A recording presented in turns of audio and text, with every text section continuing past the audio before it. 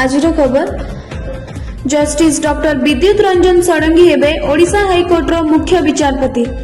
नूतन दायित्व नहीं केंद्र आईन मंत्रालय तरफ विज्ञप्ति प्रकाश पाई। आईन में परिणत है महिला संरक्षण बिल। नारी शक्ति बंधन अधिनियम को महामहिम राष्ट्रपति मंजूर। राष्ट्रपति मंजूर पर आईन में परिणत होईछि एही बिल। 24 घंटे आउ एक बड़ लघुचाप। 4 दिन हेब प्रबल रु अति प्रबल वर्षा। ए नहीं पाणीपाग विभाग तरफ सूचना। बहुचर्चित राउरकेला सहकारी जिलापाल सुस्मिता मिंज को मृत्यु घटना। यह आत्महत्या ना हत्याकांड यार तदंत पाई जड़े डीएसपी पायार पुलिस अधिकारी को एसपी मित्रभानु महापात्र निर्देश। भारत विरुद्ध रे स्वर बदलाइले कनाडा प्रधानमंत्री जस्टिन ट्रूडो।